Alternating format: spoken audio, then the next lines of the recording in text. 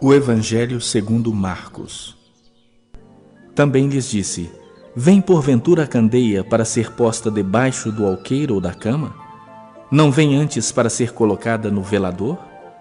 Pois nada está oculto, senão para ser manifesto, e nada se faz escondido, senão para ser revelado.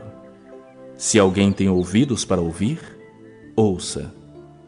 Então lhes disse: Atentai no que ouvis. Com a medida com que tiverdes medido, vos medirão também, e ainda se vos acrescentará. Pois ao que tem se lhe dará, e ao que não tem, até o que tem lhe será tirado. Disse ainda: O reino de Deus é assim como se um homem lançasse a semente à terra, depois dormisse e se levantasse de dia e de noite, e a semente germinasse e crescesse, não sabendo ele como. A terra por si mesmo frutifica, primeiro a erva, depois a espiga e, por fim, o grão cheio na espiga. E quando o fruto já está maduro, logo se lhe mete a foice, porque é chegada a ceifa. Disse mais: A que assemelharemos o reino de Deus? Ou com que parábola o apresentaremos? É como um grão de mostarda que, quando semeado, é a menor de todas as sementes sobre a terra. Mas, uma vez semeada, cresce e se torna maior do que todas as hortaliças e deita grandes ramos, a ponto de as aves do céu poderem aninhar-se à sua sombra. E com muitas parábolas semelhantes, lhes expunha a palavra, conforme o permitia a capacidade dos ouvintes. E sem parábolas não lhes falava. Tudo, porém, explicava em particular aos seus próprios discípulos. Naquele dia, sendo já tarde, disse-lhes Jesus: Passemos para outra margem. E eles, despedindo a multidão, o levaram assim como estava no barco, e os outros barcos o seguiam. Ora, levantou-se grande temporal de vento, e as ondas se arremessavam contra o barco, de modo que o mesmo já estava a encher-se de água. E Jesus estava na popa, dormindo sobre o travesseiro. Eles o despertaram e lhe disseram: Mestre, não te importa que pereçamos? E ele, despertando, repreendeu o vento e disse ao mar: Acalma-te, emudece. O vento se aquietou e fez-se grande bonança. Então lhes disse: Por que sois assim tímidos? Como é que não tendes fé? E eles, possuídos de grande temor, diziam uns aos outros: Quem é este que até o vento e o mar lhe obedecem?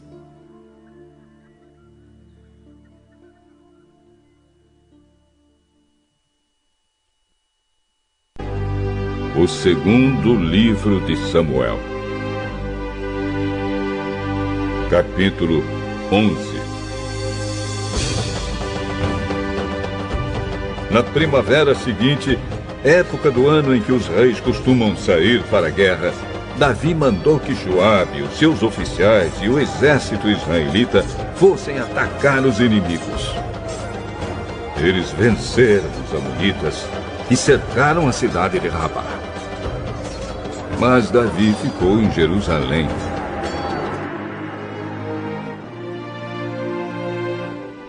Uma tarde, Davi se levantou, depois de ter dormido um pouco, e foi passear no terraço do palácio.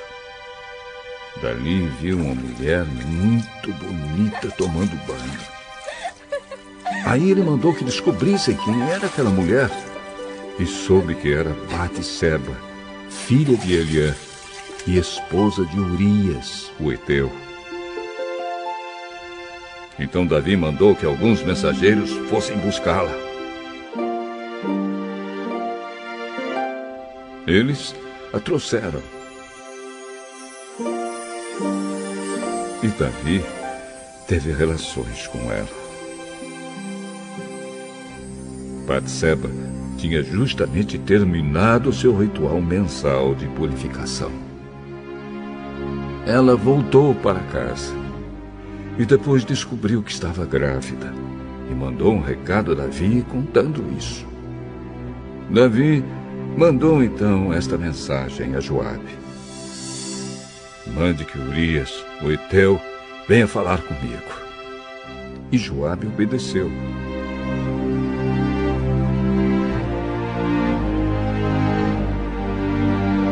Quando Urias chegou, Davi perguntou a ele se Joabe e as tropas estavam bem e como estava indo a guerra. Depois disse a Urias: vá para casa e descanse um pouco. Urias saiu e Davi mandou levar um presente à casa dele. Mas Urias não foi para casa. Em vez disso, dormiu no portão do palácio, junto com os guardas do rei. Quando Davi soube que Urias não tinha ido para casa, perguntou-lhe: você acaba de voltar, depois de ter ficado fora muito tempo? Por que não foi para casa? Os homens de Israel e de Judá estão longe, na frente de batalha, e a Arca da Aliança está com eles. O meu comandante Joabe e os seus oficiais estão acampados ao ar livre. Como poderia eu ir para casa, comer e beber e dormir com a minha mulher? Juro por tudo que é sagrado que nunca poderia fazer isso. Fique aqui o resto do dia. Amanhã eu o mandarei de volta.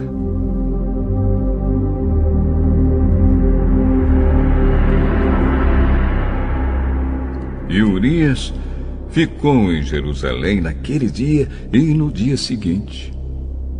Davi convidou-o para jantar e fez com que ele ficasse bêbado. Mesmo assim, Urias não foi para casa naquela noite. Em vez disso, dormiu no seu cobertor no quarto da guarda do palácio.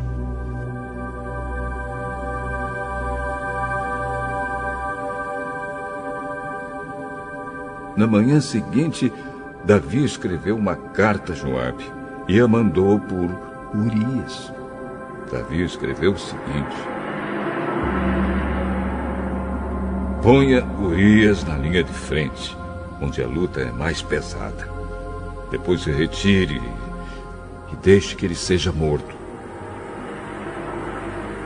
Por isso, enquanto estava cercando a cidade, Joabe mandou Urias para um lugar onde sabia que o inimigo estava mais forte. As tropas inimigas saíram da cidade, lutaram contra as forças de Joabe e mataram alguns oficiais de Davi. E Urias também foi morto.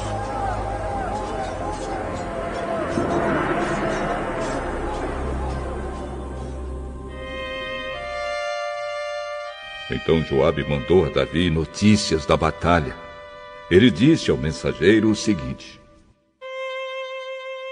se depois que você contar ao rei tudo sobre a batalha, ele ficar zangado e perguntar: por que vocês chegaram tão perto da cidade para lutar com eles? Não viram que eles poderiam atirar flechas do alto da muralha?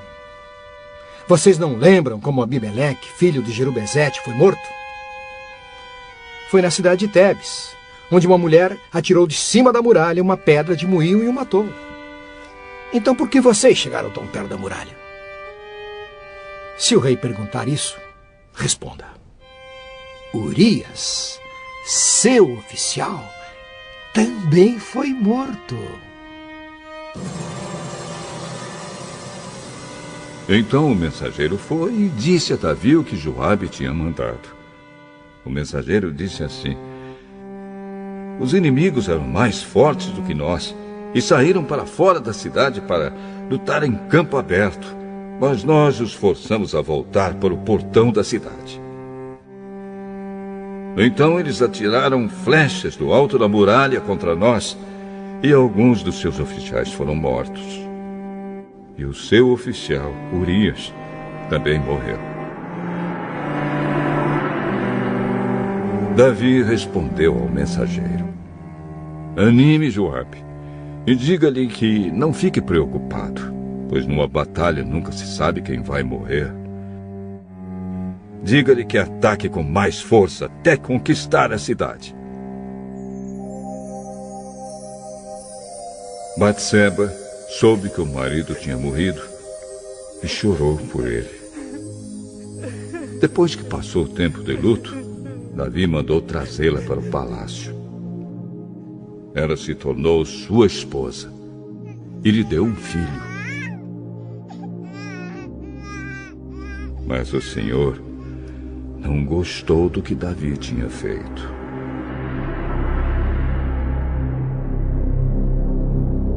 O segundo livro de Samuel, capítulo 12. O Senhor Deus mandou que o profeta Natã fosse falar com Davi. Natã foi e disse: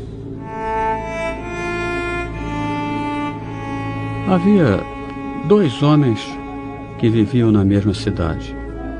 Um era rico e o outro era pobre. O rico possuía muito gado e ovelhas, enquanto que o pobre tinha somente uma ovelha que havia comprado. Ele cuidou dela e ela cresceu na sua casa, junto com os filhos dele. Ele a alimentava com a sua própria comida. Deixava que ela bebesse no seu próprio copo e ela dormia no seu colo. A ovelha era como uma filha para ele. Certo dia, um visitante chegou à casa do homem rico.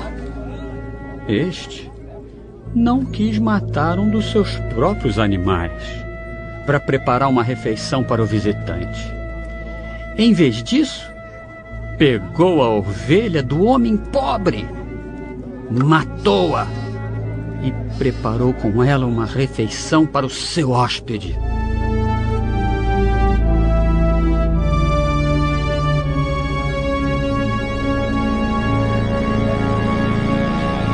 Então Davi ficou furioso com aquele homem e disse: Eu juro pelo Senhor, o Deus vivo, que o homem que fez isso deve ser morto.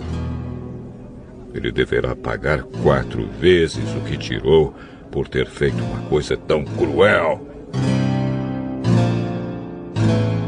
Então Natã disse a Davi: Esse homem é você. E é isto o que diz o Senhor, o Deus de Israel. Eu tornei você rei de Israel e o salvei de Saul. Eu lhe dei o reino e as mulheres dele. Tornei você rei de Israel e de Judá. E se isso não bastasse, eu lhe teria dado 2 vezes mais. Por que é que você desobedeceu aos meus mandamentos e fez essa coisa tão horrível? Você fez com que Urias fosse morto na batalha, deixou que os amonitas o matassem e então ficou com a esposa dele. Portanto, porque você me desobedeceu e tomou a mulher de Urias, sempre alguns dos seus descendentes morrerão de morte violenta. E também afirmo que farei uma pessoa da sua própria família causar a sua desgraça. Você verá isso quando eu tirar as suas esposas e as der a outro homem, e ele terá relações com elas em plena luz do dia. Você pecou escondido, em segredo, mas eu farei com que isso aconteça em plena luz do dia, para todo o povo de Israel ver. Então Davi disse: Eu pequei contra Deus, o Senhor.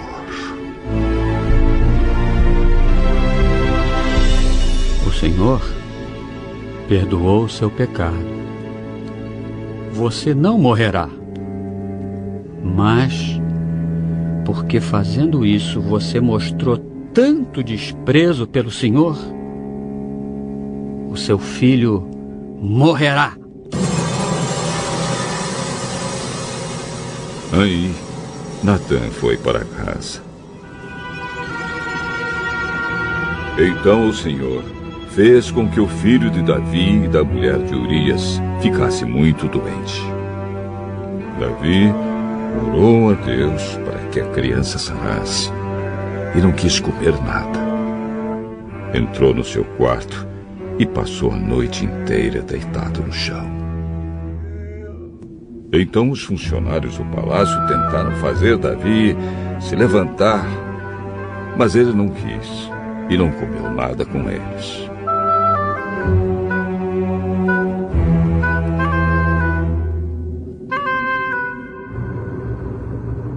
Uma semana depois, a criança morreu e os funcionários ficaram com medo de dar a notícia a Davi. Enquanto a criança estava viva, Davi não respondia quando falávamos com ele. Como vamos dizer a ele que a criança morreu? Ele poderá fazer alguma loucura.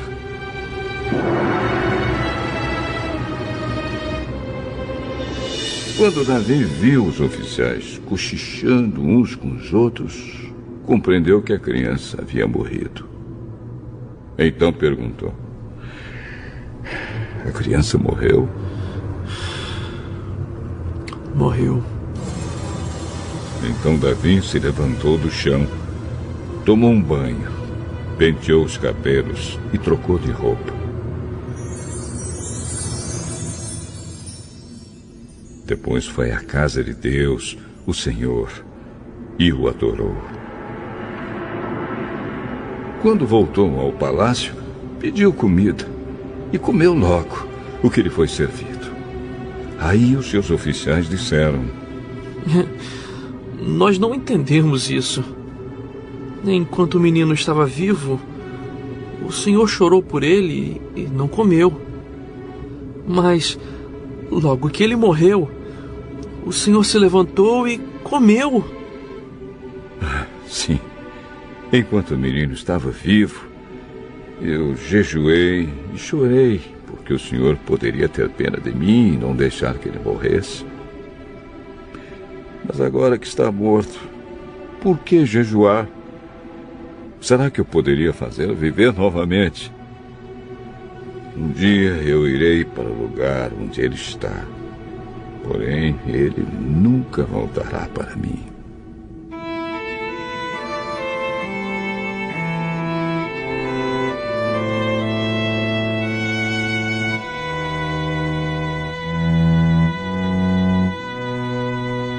Então Davi consolou a sua esposa Batseba.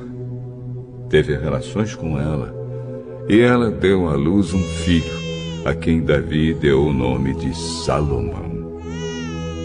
Deus amou o menino e mandou que o profeta Natã lhe desse o nome de Jedidias, porque o Senhor Deus o amava.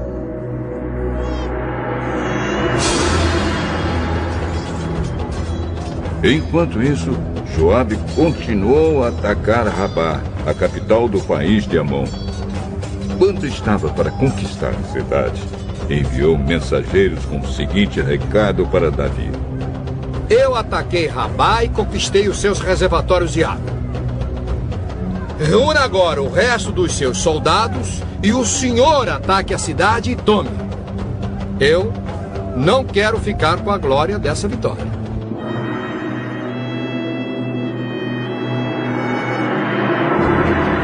Então Davi reuniu seus soldados, foi até Rabá, atacou a cidade e a conquistou.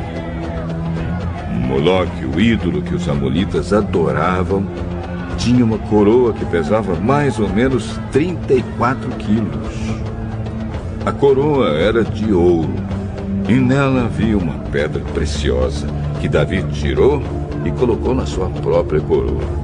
Levou também de Rabá muitas coisas de valor. Davi fez o povo da cidade trabalhar com serras, enxadas e machados e fabricar tijolos. E fez o mesmo em todas as outras cidades de Amon. Então Davi e os seus soldados voltaram para Jerusalém. Daniel, capítulo 6. O rei Dario resolveu dividir o país em 120 províncias e escolher 120 homens para governá-las. A fim de que tudo corresse bem e não houvesse prejuízo, o rei nomeou 3 ministros para controlarem os 120 governadores.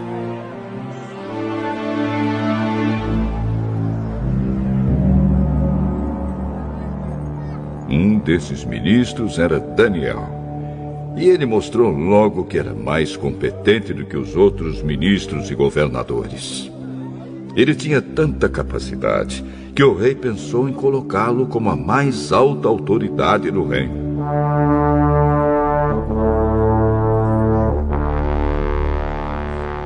Aí os outros ministros e os governadores procuraram achar um motivo para acusar Daniel de ser mau administrador, mas não encontraram. Daniel era honesto e direito, e ninguém podia acusá-lo de ter feito qualquer coisa errada. Então eles disseram uns aos outros: nunca encontraremos motivo para acusar Daniel, a não ser que seja alguma coisa que tenha a ver com a religião dele.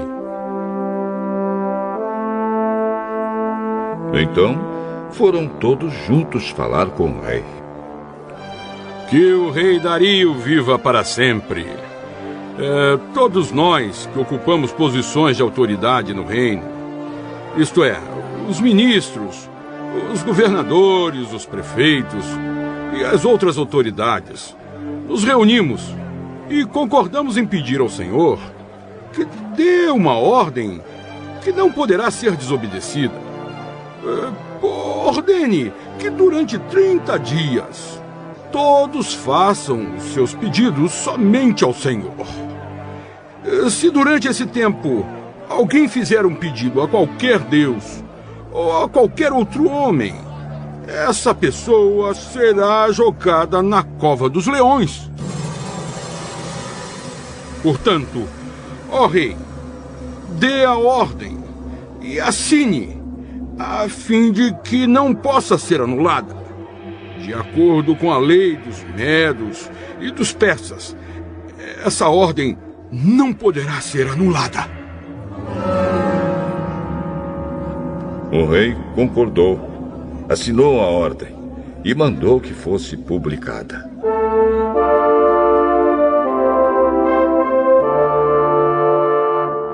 Quando Daniel soube que o rei tinha assinado a ordem, voltou para casa. No andar de cima havia um quarto com janelas que davam para Jerusalém. Daniel abriu as janelas, ajoelhou-se e orou, dando graças ao seu Deus. Ele costumava fazer isso 3 vezes por dia. Os inimigos de Daniel foram juntos até a casa dele e o encontraram orando ao seu Deus. Então foram procurar o rei a fim de falar com ele a respeito da ordem. Eles disseram: Ó rei, o Senhor assinou uma ordem que proíbe que durante 30 dias se façam pedidos a qualquer Deus ou a qualquer outro homem, a não ser ao Senhor. E a ordem diz também que quem desobedecer será jogado na cova dos leões. Não é verdade? O rei respondeu: É verdade. E a ordem deve ser obedecida. De acordo com a lei dos medos e dos persas, ela não pode ser anulada. Aí eles disseram ao rei: Mas Daniel, um dos prisioneiros que vieram da terra de Judá, não respeita o Senhor, nem se importa com a ordem, pois ora ao Deus dele 3 vezes por dia.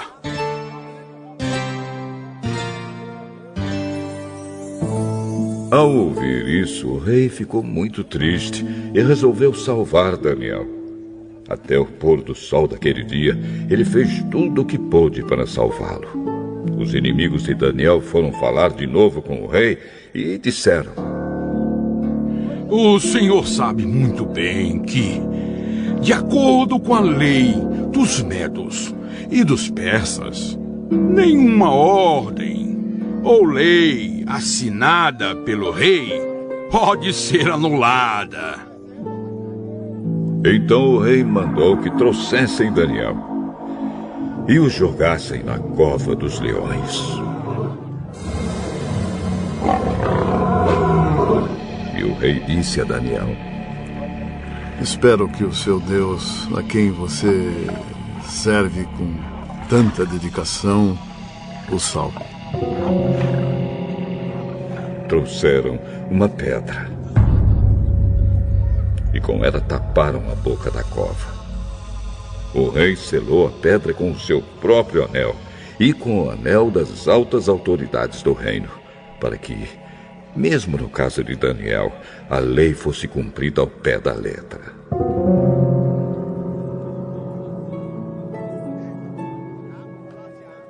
O rei voltou para o palácio, mas não comeu nada, nem se divertiu como de costume.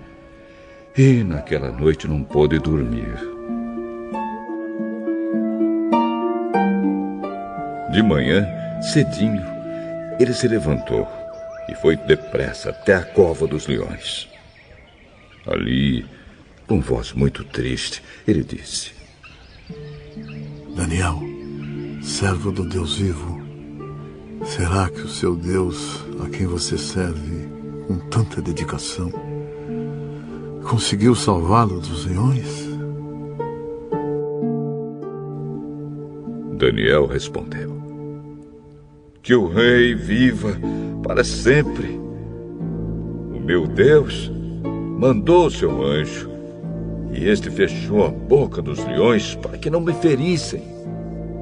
Pois Deus sabe que não fiz nada contra ele, e também não cometi nenhum crime contra o Senhor. O rei, muito alegre, mandou que tirassem Daniel da cova. Assim, ele foi tirado, e viram que nenhum mal havia acontecido com ele, pois havia confiado em Deus.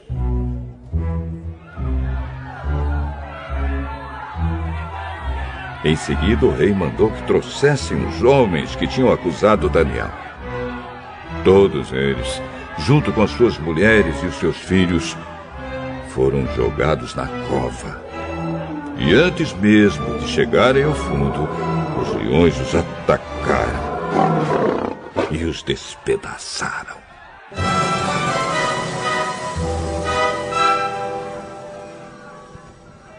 Então o rei Dario escreveu uma carta para os povos de todas as nações, raças e línguas do mundo. A carta dizia o seguinte: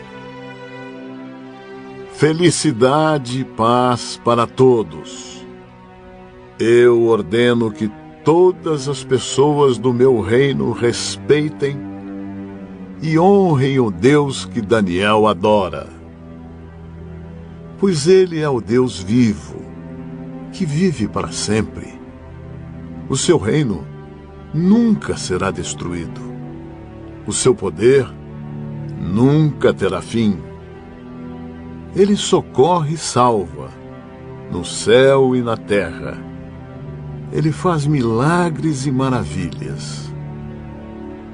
Foi ele quem salvou Daniel, livrando-o das garras dos leões. E Daniel continuou a ser uma alta autoridade no governo durante o reinado de Dario e depois durante o reinado de Ciro, da Pérsia.